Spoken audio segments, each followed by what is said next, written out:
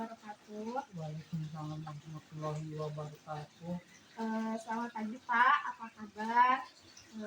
Perkenalkan, nama saya Rida Nur Fauzia dari Prodi PAI semester 6B.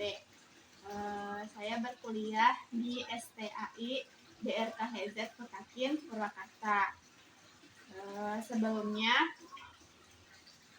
kalau Bapak berkenan, saya ingin sedikit mewawancarai berkenaan dengan profesi yang telah Bapak geluti selama ini, yaitu menjadi guru.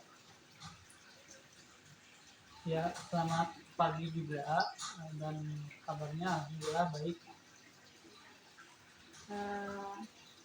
Bagaimana ya Pak, yang tadi sudah saya katakan, saya ingin mewawancarai Bapak berkenaan dengan profesi yang Bapak geluti sebagai seorang guru. Sebelumnya, apa bisa kita mulai wawancarainya? Silakan. Tapi sebelumnya saya ingin meminta maaf terlebih dahulu karena telah mengganggu Bapak, barangkali Bapak sedang sibuk. Baik, saya mulai ya Pak.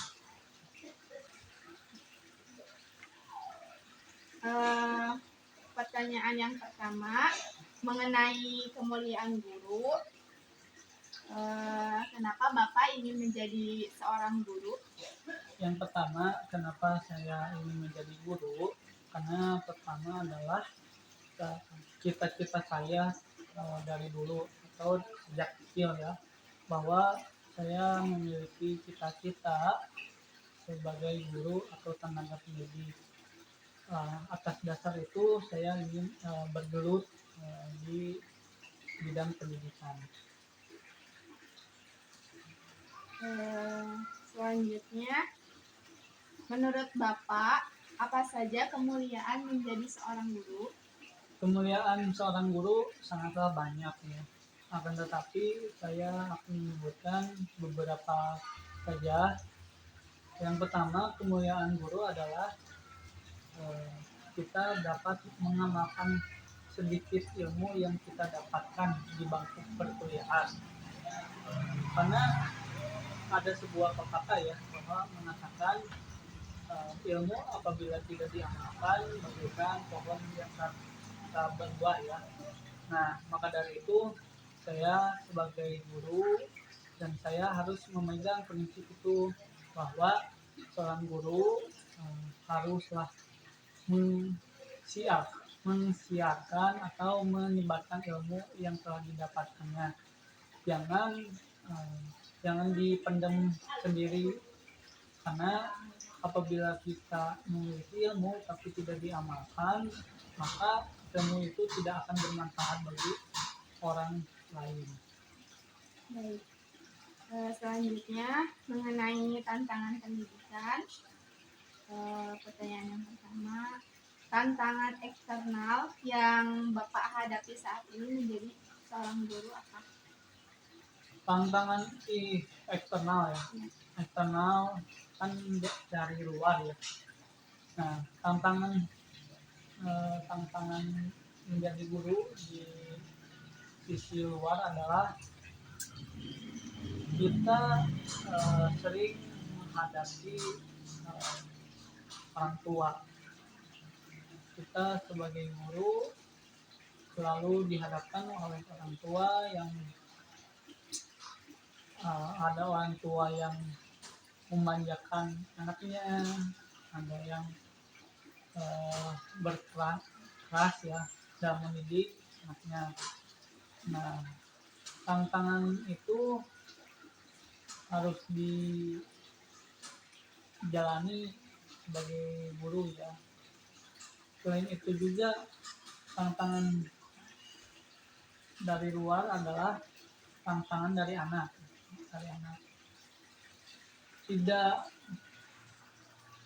Tidak hanya satu atau dua orang saja, tetapi ada beberapa orang yang memiliki karakter yang berbeda-beda.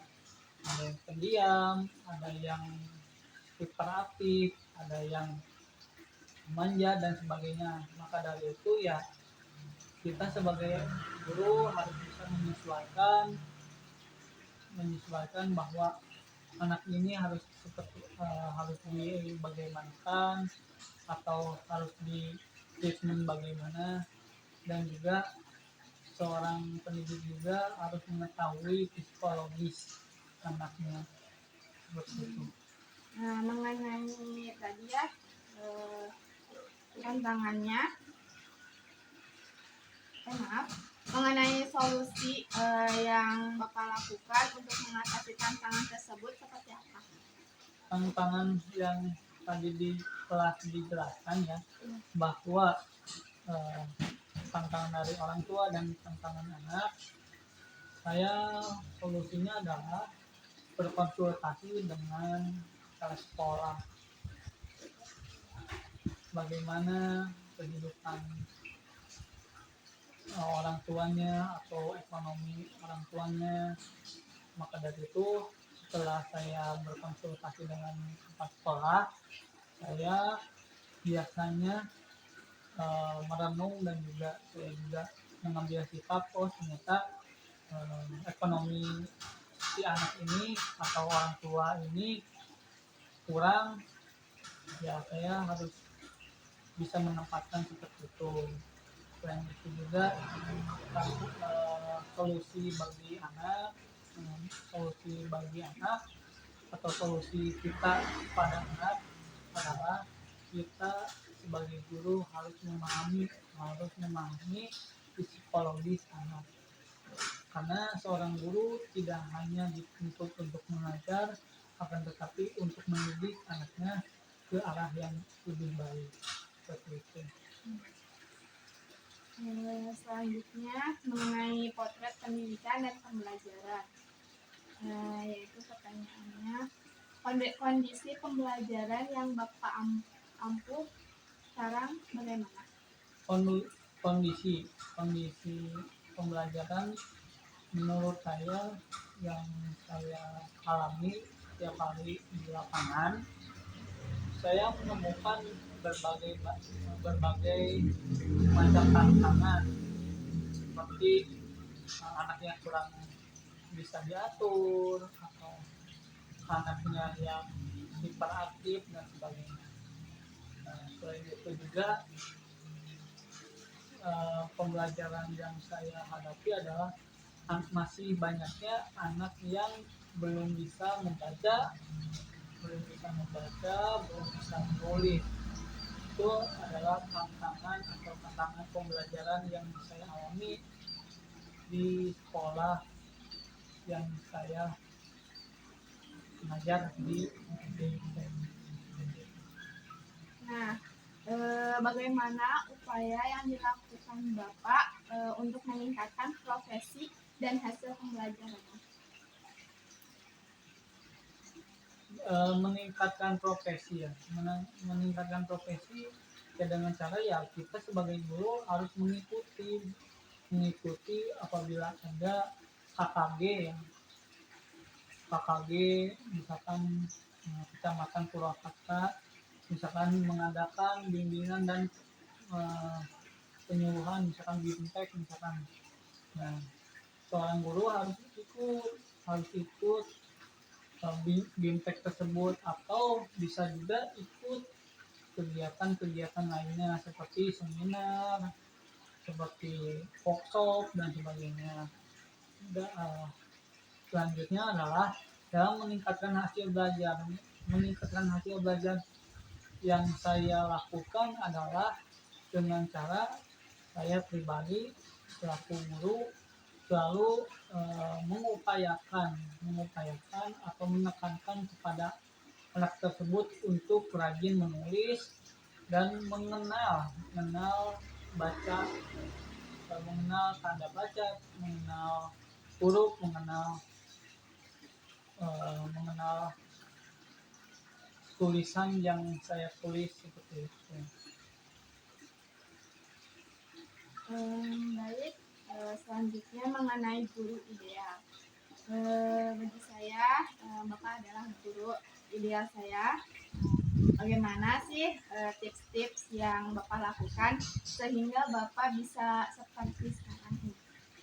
Saya tidak punya tips ya, tapi Saya cuma berpesan apabila menjadi seorang guru haruslah dilakukan dengan sabar, dengan lapang dada juga dan ikhlas. Karena seorang guru bukan dituntut untuk mengajar saja. Tadi telah dijelaskan seorang guru harus harus menjadi suri tauladan bagi murid-muridnya.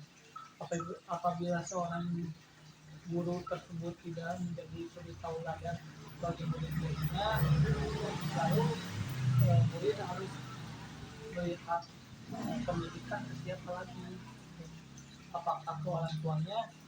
Kan orang tuanya kadang-kadang orang tuanya hanya menyerahkan pendidikannya kepada gurunya. Tapi faktanya yang saya temukan di buku-buku atau teori-teori bahwa pendidikan itu harus bersinergi dengan tiga elemen ya. Yang pertama adalah keluarga. Apabila seorang keluarga tidak mendukung pendidikannya, harus apakah eh, keluarga tersebut dikatakan layak apa dikatakan layak untuk dijadikan madrasah. Yang pertama, apabila keluarganya tidak mendukung. Yang kedua adalah seorang guru. Nah, seorang guru harus didorong di belakang oleh keluarganya. Apabila seorang guru hanya mengandalkan dirinya saja, tidak bisa seorang guru maju untuk pendidikan formal. Nah, yang selanjutnya adalah lingkungan. Nah, lingkungan sangat penting bagi saya karena lingkungan ini berdampak bagi peserta didik. Misalkan lingkungannya tidak mendukung, banyak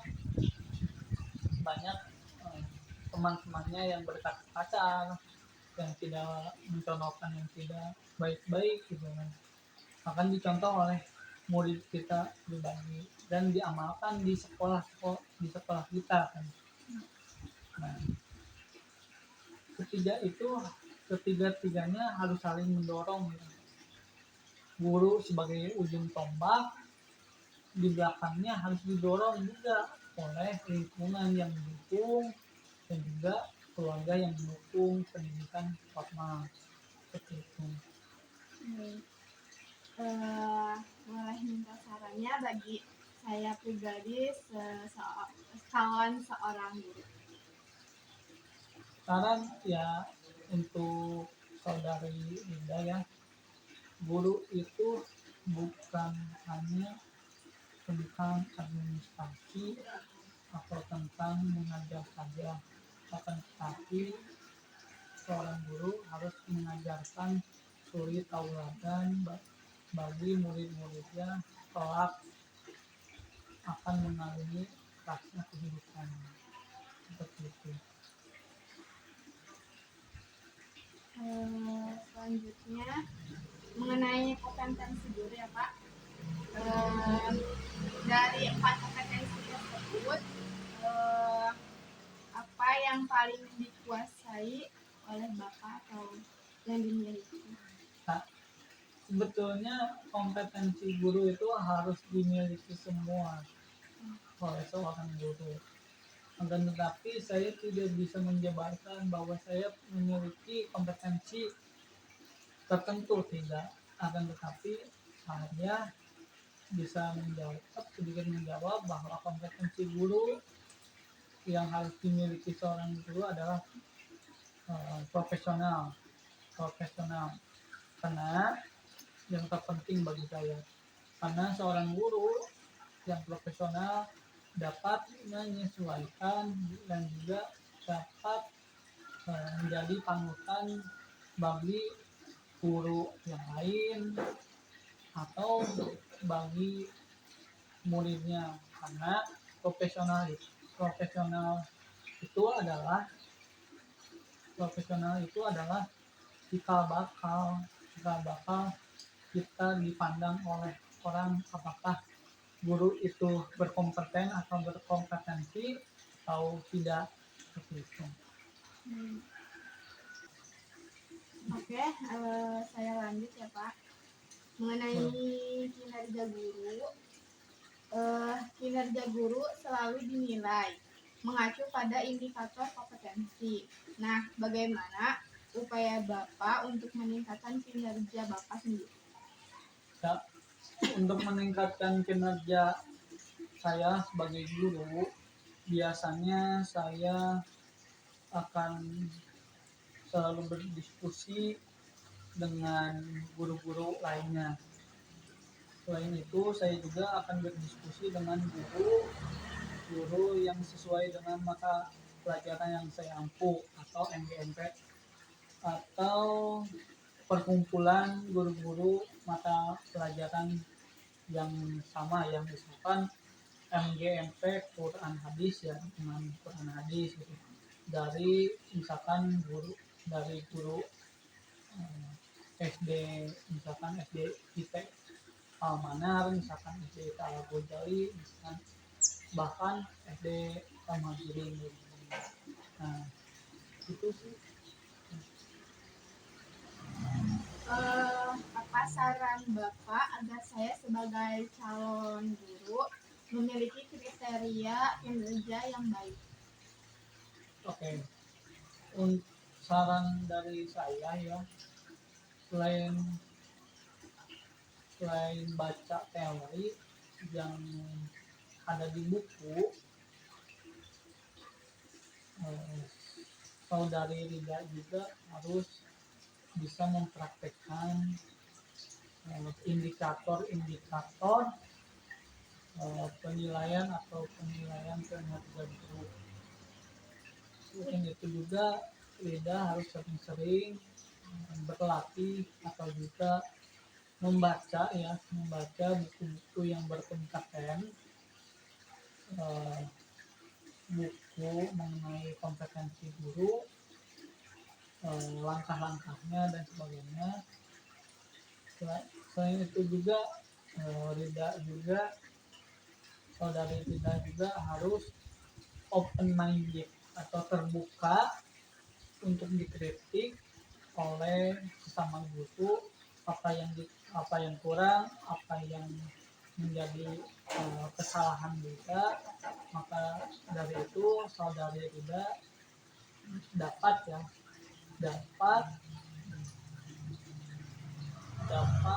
mengevaluasi diri sendiri sebagai guru kelak nantinya. Terima kasih.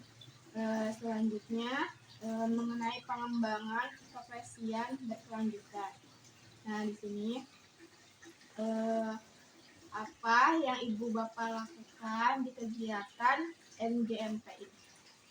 Nah, tentunya MGMP akan membahas mengenai mata pelajaran yang kita ampuh dengan guru-guru yang sama dari sekolah lain, untuk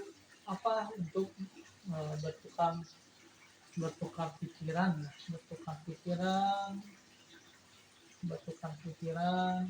apa yang menjadi kendala dalam pelajaran yang kita ampuh. Dan juga selain itu juga seorang guru dalam kegiatan MGMP kita akan membahas mengenai apa yang menjadi keberhasilan kita dalam mendidik anak dalam mata pelajaran yang kita ambil. Nah, biasanya guru-guru itu akan menanyakan seperti itu. Selain itu juga ya pasti dalam kegiatan MGFP juga akan membahas tentang eh, kendala-kendala yang dihadapi oleh seorang guru dalam mengampu mata pelajaran yang kita ampu seperti Quran hadis, akidah akhlak, SKI, eh, pendidikan agama Islam secara umum, bahasa Arab dan sebagainya. Seperti itu. Nah, selanjutnya, bagaimana cara Bapak dalam meningkatkan produktivitas terkait pengembangan diri, publikasi ilmiah, dan karya inovasi? Tentunya dalam meningkatkan produktivitas karya ilmiah, tentunya saya yang masih kuliah tentunya akan memanfaatkan sedikit atau banyaknya peluang untuk ikut berkontribusi dalam riset dosen yang dilakukan. Selain itu, kalau misalkan ada tawaran dosen ingin berkolaborasi dengan saya sebagai guru atau mahasiswa dalam mengembangkan produktivitas karya ilmiah, maka saya mau saja seperti itu. Selain itu juga dalam meningkatkan produktivitas karya ilmiah, saya juga sekarang ini ya sudah ada mata kuliahnya dan juga mewajibkan seorang guru untuk melakukan PPK. Apa itu PPK? Penelitian tindakan kelas. Nah, seorang guru harus melakukan penelitian di dalam kelas dan juga melakukan tindakan-tindakan di dalam kelas seperti itu. Baik. Yang terakhir mungkin insya Allah saya mau berlanjut kan menjadi seorang guru. Saya mau minta doa restu dan mungkin motivasi Bapak buat saya. Ya, mudah-mudahan saudari Rida dapat mencapai apa yang dicita-citakan, yakni menjadi guru yang profesional. Selain itu juga mudah-mudahan saudari Rida dapat mengamalkan ilmu di dalam kuliahnya, dan juga selain itu juga saudari Rida mudah-mudahan dapat menjadi pendidik bukan pengajar saja untuk mendidik generasi selanjutnya setelah saya. Motivasi dari saya adalah teruslah belajar, dan jangan lupa setelah belajar jangan lupa kita berdoa kepada Allah. Setelah kita belajar terus berdoa, lalu kita bertawakal kepada Allah, meminta atau menyerahkan hasilnya seperti apa kepada Allah, dan insya Allah hasilnya akan mengikuti kita. Terima kasih sebelumnya. Nah, sekarang saya akan menjelaskan mengenai poin-poin pertanyaan sebelumnya, yaitu mengenai kemuliaan guru. Kemuliaan guru, guru merupakan profesi yang tidak memiliki resiko baik fisik ataupun non fisik. Profesi guru yang ditekuni atau digeluti oleh seorang manusia sangatlah mulia. Dikutip dari Islam Nu'orib ID bahwa profesi guru sangatlah mulia karena guru menyuruh kebaikan, mencegah dari keburukan. Guru digolongkan sebagai manusia yang sangat beruntung. Nah, dikutip dari sumber lain yakni asajidin.com, setidaknya ada 5 kemuliaan guru, yakni yang pertama mendapatkan derajat yang tinggi, yang kedua memiliki ilmu yang bermanfaat, yang ketiga menjaga diri, yang keempat memperoleh kebaikan yang berlimpah, yang kelima sama dengan pahala sedekah. Kemudian Mengenai tantangan pendidikan. Pendidikan pada hakikatnya terus mengalami perubahan secara dinamis sesuai zaman. Tidak diragukan lagi pendidikan di Indonesia khususnya sudah menyesuaikan zaman globalisasi. Akan tetapi di balik itu semua, pendidikan yang menyesuaikan zaman pasti memiliki tantangan tersendiri. Nah, dikutip dari jurnal yang berjudul Pendidikan Nasional dan Tantangan Globalisasi, Kajian Krisis Terhadap Pemikiran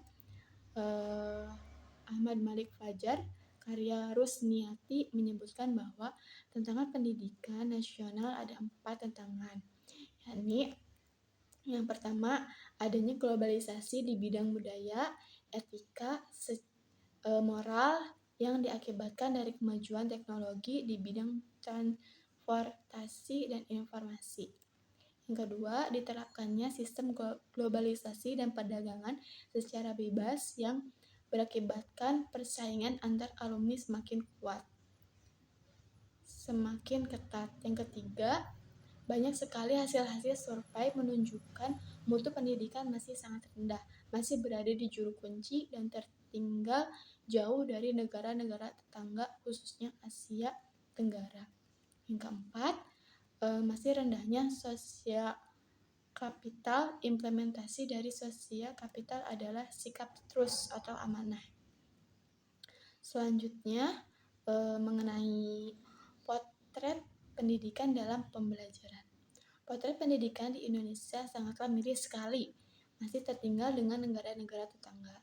Menurut data yang dikutip dari jurnal berjudul Potret Pendidikan di Indonesia dan Kesiapannya dalam Menghadapi Masyarakat Ekonomi Asia atau juga disebut MEA, karya Heri Widodo menyebutkan bahwa pendidikan di Indonesia berada dalam posisi gawat darurat. Beberapa kasus yang menggambarkan kondisi ini salah satunya adalah 75% layanan pendidikan di Indonesia tidak memenuhi standar.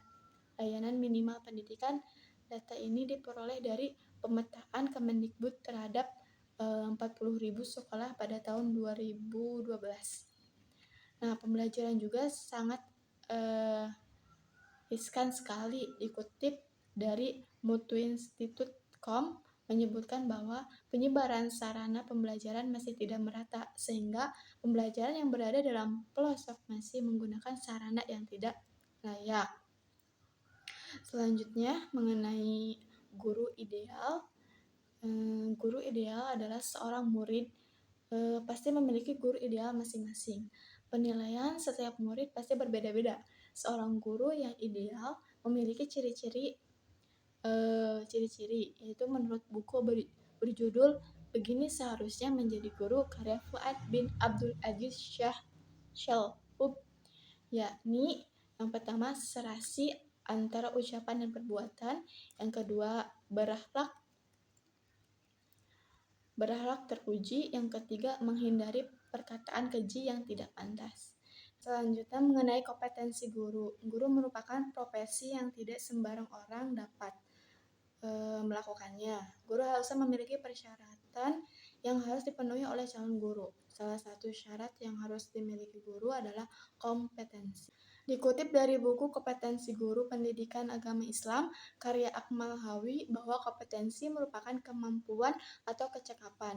Kompetensi guru yang harus dimiliki setidaknya ada 4. Dikutip dari buku 4 kompetensi untuk membangun profesionalisme guru karya M. Hatta, yakni yang pertama kompetensi kepribadian, yang kedua kompetensi sosial, yang ketiga kompetensi pedagogik, yang keempat kompetensi profesional. Nah, selanjutnya mengenai kinerja guru.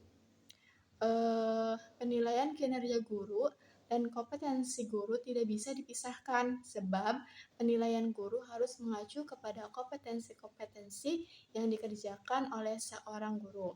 Nah, tujuan guru yang dikutip dari Banjarmasin Kemenag.go.id, yakni yang pertama untuk mengetahui tingkat prestasi, yang kedua mendorong pertanggungjawaban, yang ketiga meningkatkan etos kerja.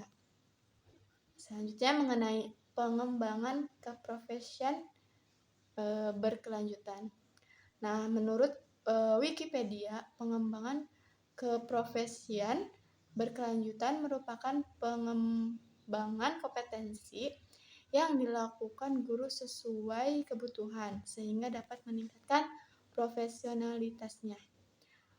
Program PKB ini dilakukan berbasis komunitas guru dan tenaga kependidikan, yaitu diantaranya yang pertama pusat kegiatan gugus, yang kedua kelompok kerja guru, yang ketiga musyawarah guru mata pelajaran, yang keempat musyawarah guru bimbingan konseling, yang kelima kelompok kerja kepala sekolah, yang keenam kelompok kerja pengawas sekolah. Hikmah yang bisa diambil dari wawancara hari ini yaitu kita sebagai manusia harus belajar terus-menerus walaupun cita-cita yang ingin dicapai oleh kita tidak sesuai dengan apa yang diinginkan. Nah, seseorang guru sangat senang apabila anak murid yang dididiknya berhasil secara sukses. Sebagai guru, kita harus bisa beradaptasi dengan tantangan di luar sana. Salah satunya adalah lingkungan sendiri. Nah, ditambah lagi keadaan yang tidak diharapkan, yakni pandemi. Seorang guru harus bisa mengoperasikan IT yang mana ini adalah tantangan tersendiri. Sebagai guru, kita harus melakukan proses pembelajaran yang baik, yang mana guru harus bisa merencanakan dengan baik pembelajaran yang akan disampaikan di depan kelas nantinya. Menjadi guru ideal haruslah diselingi oleh niat dan memberikan stimulus kepada anak agar ingin belajar dengan kita, dan seorang guru harus terus memberikan motivasi optimis bahwa semua anak bisa belajar. Selain itu, guru harus bersabar dan jangan mudah menjudge.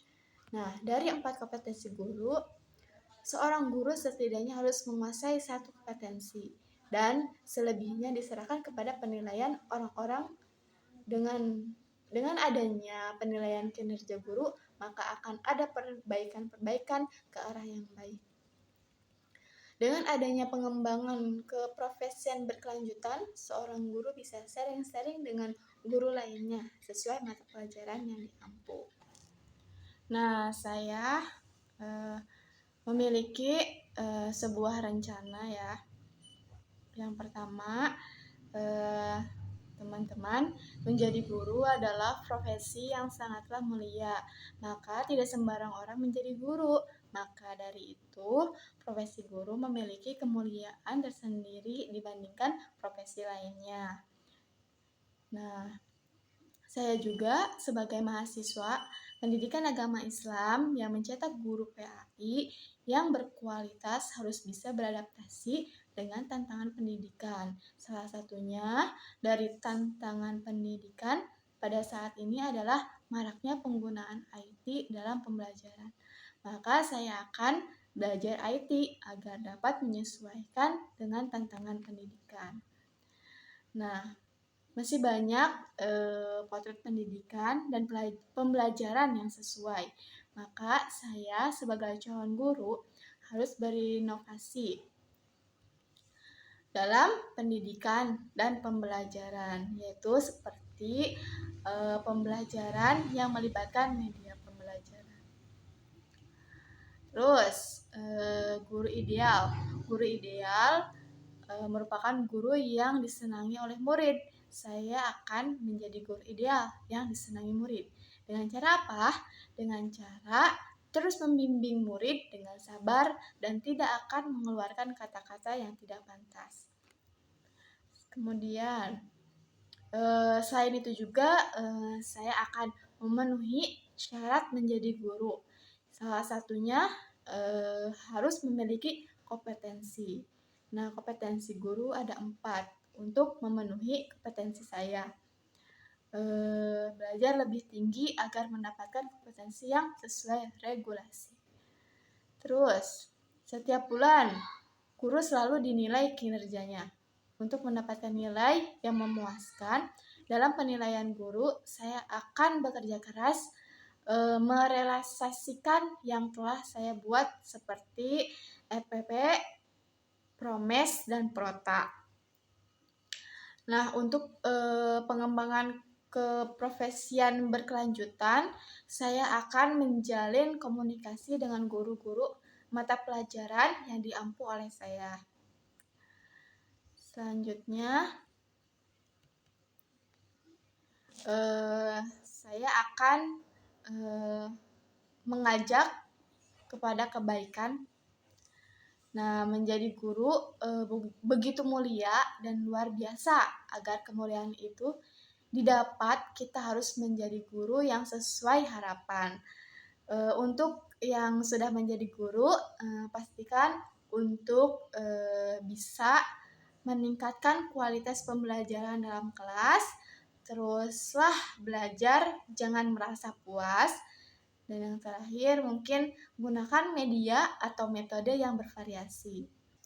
Nah, untuk yang mau menjadi guru, saya ingin mengajak diri saya sendiri dan bagi kita semua untuk tekun belajar dalam kuliah keguruan seperti bidang pendidikan agama Islam, beradaptasi dengan tantangan pendidikan yang terus dinamis, dan mungkin yang terakhir, terus mengasah kompetensi-kompetensi sebagai guru. Cukup sekian dari saya, semoga materi yang saya sampaikan bermanfaat bagi kalian semua. Wassalamualaikum warahmatullahi wabarakatuh.